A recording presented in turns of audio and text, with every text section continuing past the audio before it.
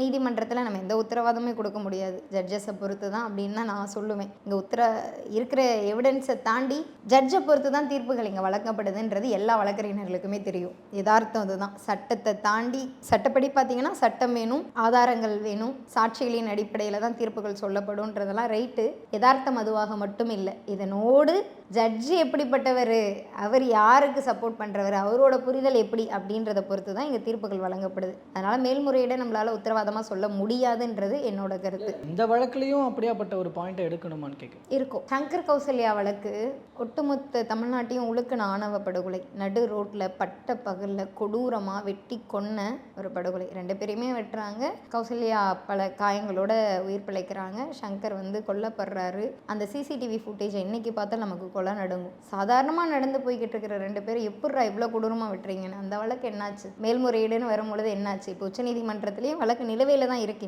இத்தனை வருஷம் ஆகியும் கூட.